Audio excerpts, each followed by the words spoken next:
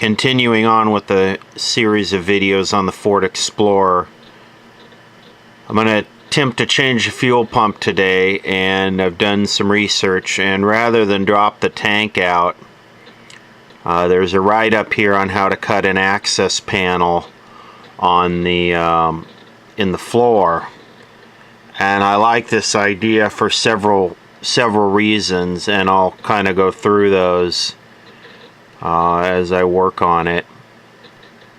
But this form user here has a couple of these cars, and he's done this modification, and I think this is a good modification. It doesn't really affect the structural integrity of the vehicle, but it does give it a good access to this thing without dropping the tank out. So he gives all the measurements here as to exactly what I want to do. This looks like he goes down a little bit further here than really needed,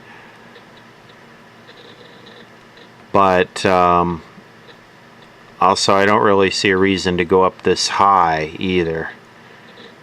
So yeah, I think I'm going to do this, and then what you do when you're done is you put a piece of metal over the top of it.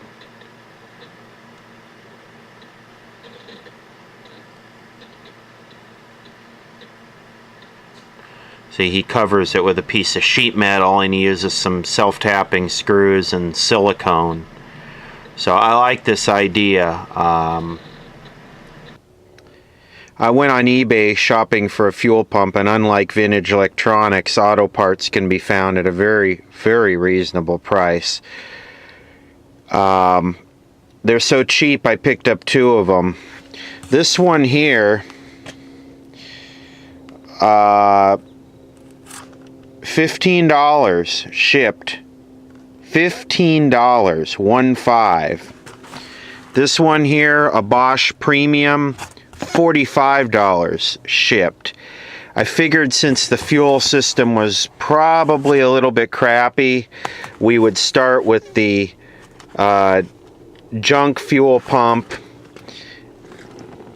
and then after this one ran through a couple tanks of gas, I would change to the newer one, or if this one dies, it probably only has a life of 10 hours.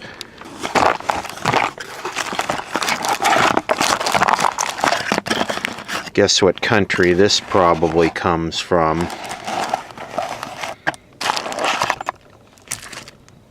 Very good, extra special, happy fuel pump. Comes with a screen. One thing it doesn't come with is the electrical connectors. The Bosch, on the other hand, does not come with a screen, but it comes with all the electrical connectors. Yeah, see, the Bosch comes with a whole like wiring harness, but no filter screen. And then they say the warranty is void if you don't put a new fuel screen. So China, for $15, gives you a new strainer, but Bosch, which is, I think, is made in Mexico or something like that. Okay, the first thing I want to check is the inertia switch, which all Fords have it. All cars, I think, have it in some form. It's basically a magnetic type ball switch where if there's an impact, the little magnet comes off the conductor and it shuts the fuel pump off. I believe it's in here. Okay, I was close. Basically, it's right there. And there should be a button on top.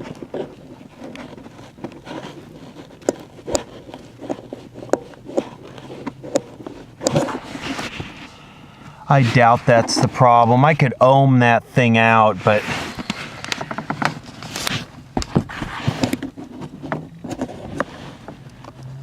there's a button on the top of it. I could ohm it out, but I seriously doubt that that's the problem.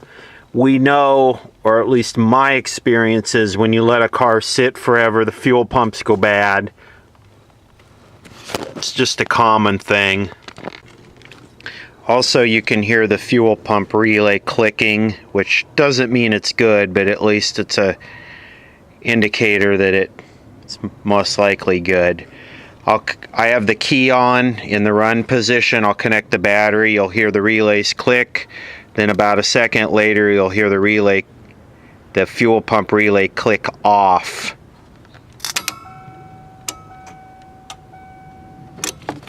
So that's the fuel pump prime. It's time to get the seat. Okay, so this is the back seat. They say in there to take the back seat out. Well, if I could take just a smaller one out, it would be pretty easy. But the problem is that this contraption right here looks like both back seats are bolted all one piece, so I'd have to take the whole thing out. I could be looking at that wrong, but it sure looks like it to me. This looks pretty accessible to me. The fuel pump is right here. You know, if you step back and look at it, you know, and you come in here, the fuel pump is basically right here. I think I can probably get around this without taking the seat out. I'm pretty good with working in tight spaces, so I think I could probably do this. I'm going to take a look at his picture again. I almost hate to cut into this, but the thing about it is, if I'm going to keep the car, then I'd like access. If I'm not going to keep the car, then what do I care? Fuel pumps are basically like a big spark gap generator. It's impossible to use HF or AM radios in a car like a CB or ham radio with a fuel pump. Need to add a filter, and the filter really should go, it's just a choke and a couple capacitors. The filter should really go in the tank right above the power going into the fuel pump. So if this works, if I end up keeping this car, I'd like to open this back up and add a RFI filter to the fuel pump. I also like the serviceability of, if I'm off-road or something and the fuel pump craps out, the $15 Chinese fuel pump or the $50 Bosch fuel pump, I have an extra fuel pump. I could just pull the seat forward, get in here and change it. I mean, it'd take less time to change a fuel pump than a tire with an access panel. So this is really a good idea. I know it botches the car up a little bit, but it's a 92. Who really cares? What's kind of interesting about this is I'm seeing spot welds here, here, here, here, here.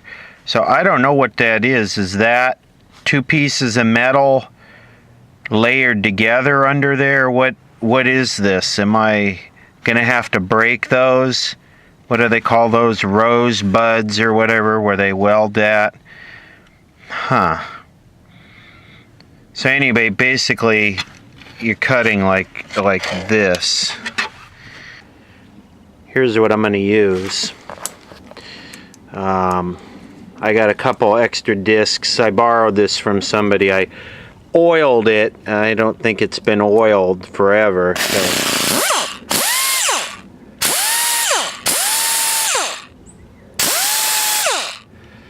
This should make short work of that. Got to go real slow and make sure I don't go through and cut anything. Got my face shield, got ear protection. We are safety certified, professional style. You could see the author of that post is dead on.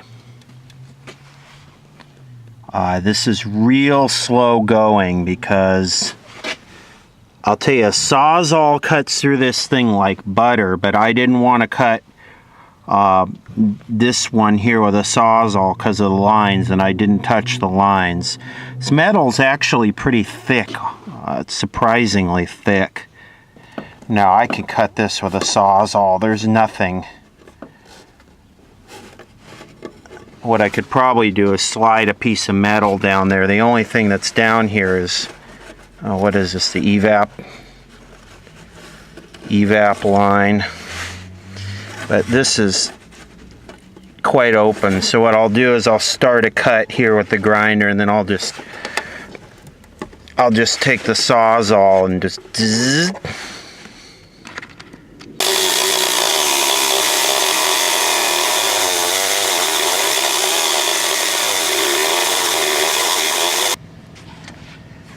This is double here. This is a double piece of metal, and I've been grinding on this for the better part of 15 minutes. What I'm going to do is I'm going to take a Sawzall and cut it off here. This is really thick. Sure wish this was fiberglass like a CRX. Would be a lot easier to just cut right up. Okay, this looks good. I think I can get that out of there, except the wire. Where does the wire go? So this metal is really thick right here.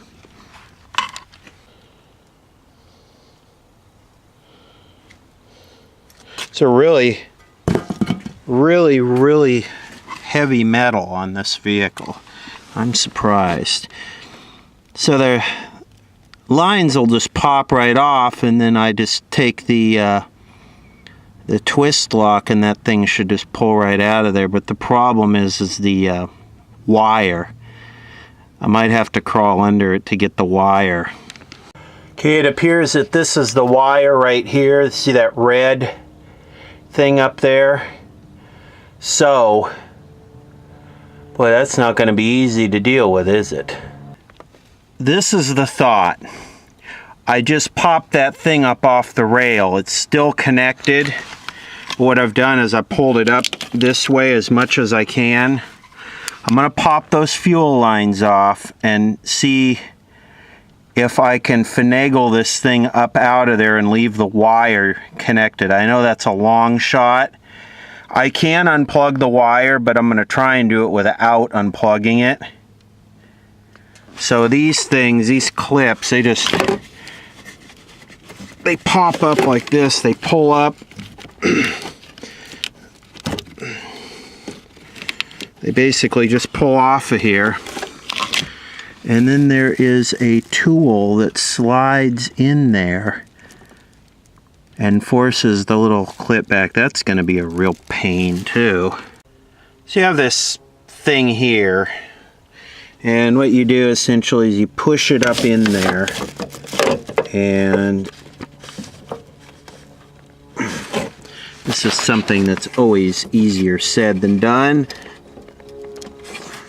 Push that in there, and then this should pull off.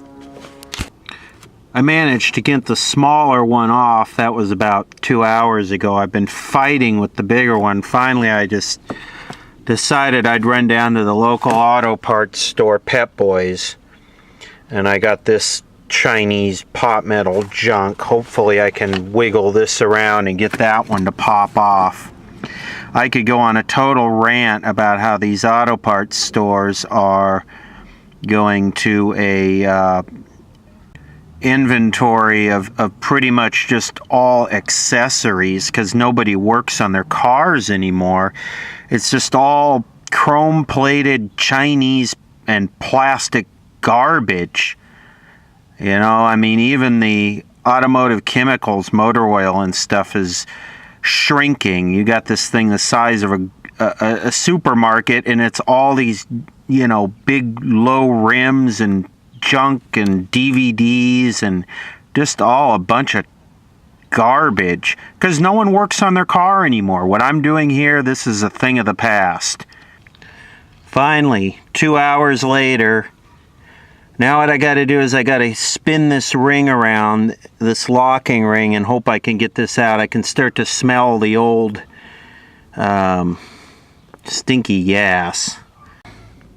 Okay, a lot of PB Blaster and frustration, and the ring is finally off.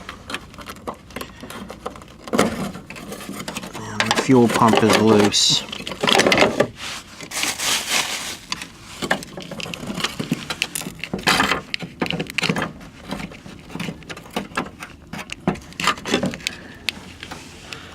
I'm curious to see if there's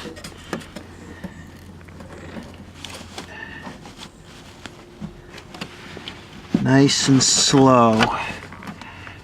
Nice and slow. We don't want to hurt. Oh boy, look at that. We don't want to hurt the float. I'm going to shut the camera off and do this one-handed or two-handed.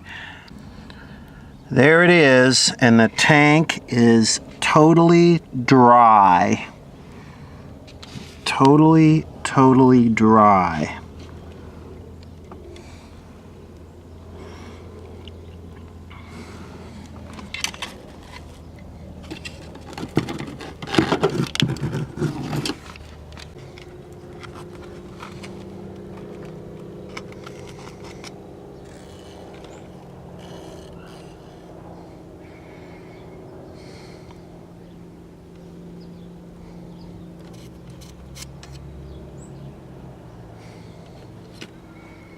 There it is. It's no problem to get it out of there without disconnecting the wire. Now I'm gonna do a couple tests here. I'm gonna put the float all the way at the top, make sure the fuel gauge works. Gonna hook this up and I'm gonna turn the key on. I'm gonna set the camera by it. We'll see if it kicks on for prime. Put that right there. Gonna turn the key on. That's what I wanted to hear.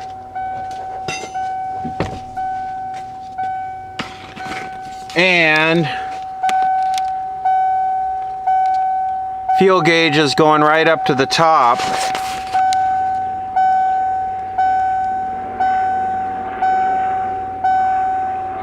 I'm pulling it down slowly. It's probably got a damper in it so it doesn't... Ah, the nastiness. You know, I wonder if this tank was pretty much drained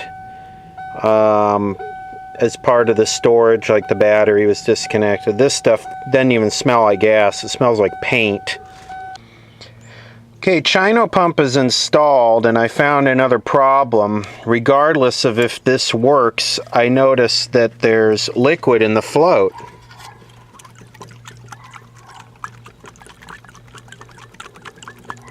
That is not a float with liquid in it. What I'm going to do, I need a whole new sending unit for this if this car's any good. I'm going to pop it back down in there and I'm going to see this is the return line here with this little red thing on it. So the return line is the smaller of the two. What I'm going to do is I'm going to leave the return line disconnected. I'm going to put 5 gallons of fresh fuel in it and I'm going to cycle it enough to pump fresh gas through the system. I should really change a fuel filter and flush it, but at this point this thing seems to be, I don't want to say a total loss, but I'm losing passion for it. I'll just put it like that. But yeah, this is liquefied. Okay, I got 2.5 gallons of gas in here. I'm going to try and get as much of this out of here as I can. Okay, turn it on. Another click. Off and on? No, turn it on. You're not all the way on. Turn it off. Okay, turn it on. Okay, off. Just back one click. I gotta disable that stupid beeping thing. Okay, on. off, on, there we go, off, on again,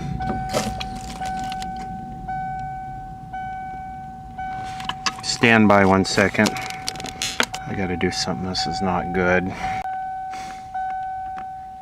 on, off,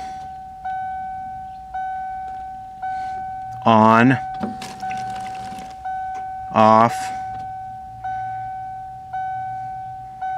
on,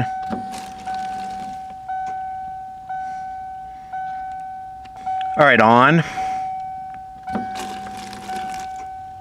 off, this is fuel pump prime, okay, again,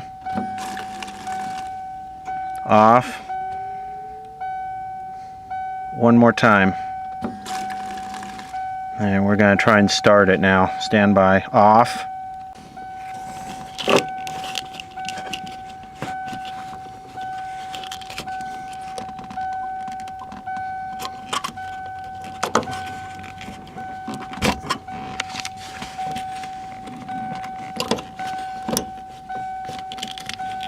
Sure, as nice coming off as going on.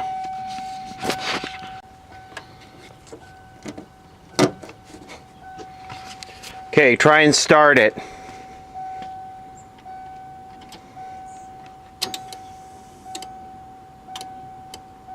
Go ahead, crank it. It doesn't start. Doesn't crank? Do it again? Do I have to put it in park? Is it in park? I don't know.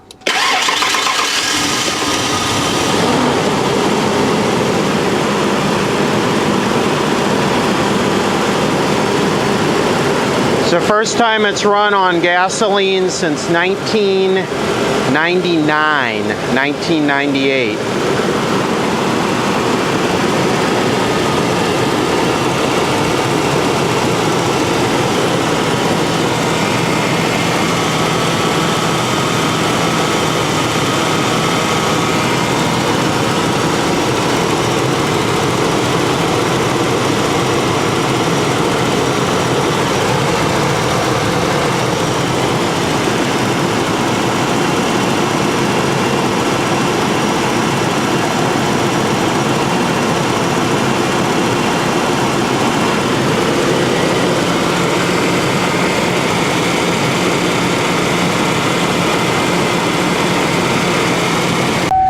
Yeah, that float, that sending unit shot with only 2 gallons of fuel in it, but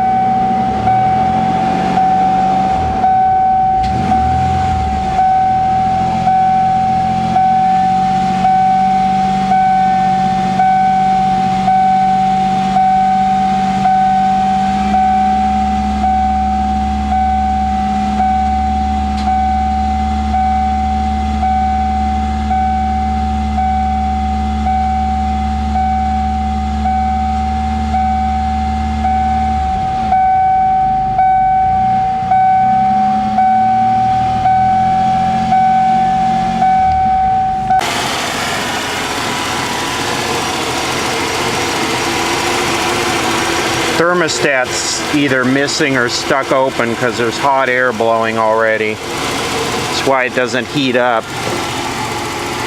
Bad as hell for a car to run it cold. It's just as bad as overheating it.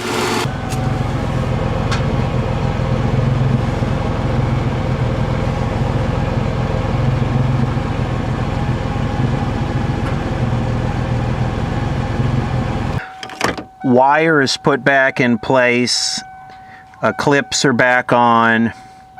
Probably what I'll end up doing is running this vehicle. If I decide to put it on the road, I got to get a windshield. That's 75 bucks, and get a paperwork all done. Probably what I'll do if it seems to be roadworthy is I will get a new sending unit for it. I'm sure I could find that whole assembly on eBay pretty cheap. What I'm going to do with this is I'm going to cut a piece of sheet metal that's bigger than the hole, and I will screw it down drill some holes and put some self-tappers in there. I'll bend this piece back down, and what I'll do is I'll silicone the plate. I'll get some of that good Permatex gray silicone. I'll clean this up real good, clean it off with lacquer thinner, get it all cleaned up. I'll silicone a plate down on there, put self-tappers around the outside, and it'll be accessible in the future. As far as doing this job, it seems to me like it's a pretty high skill level job. It took quite a bit to do it. I don't know if I would recommend going this route as far as the shade tree vehicle owner at home. I thought I'd be done with this by noon, and this thing just said, I'm going to eat every bit of your day. I'm taking up all 10 hours of sunlight or whatever we got right now, and it's just about getting dark. By the time I get cleaned up, that's it. So let's see here.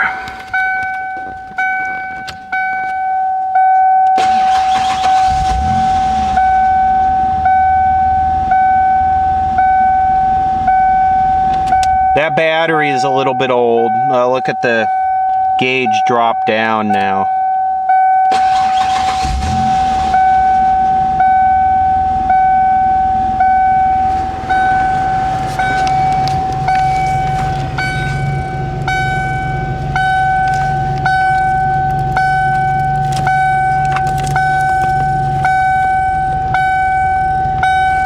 Where is this stupid thing?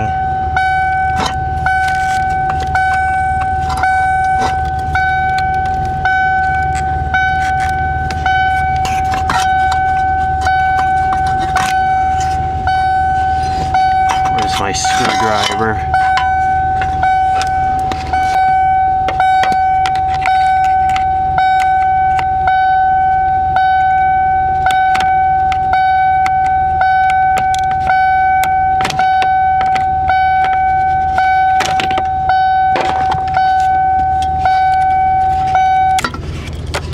There.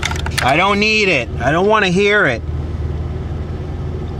I take it and stomp on it. The hotter this thing gets, the more it leaks.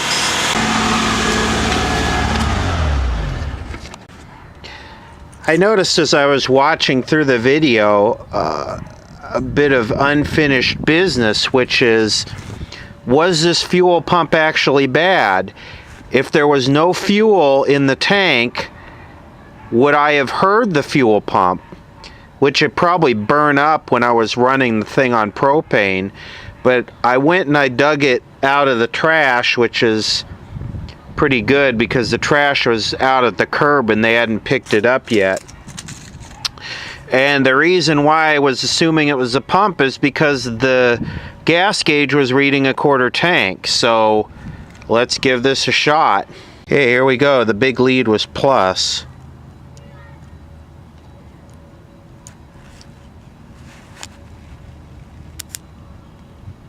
Yep, there's power there. Yep.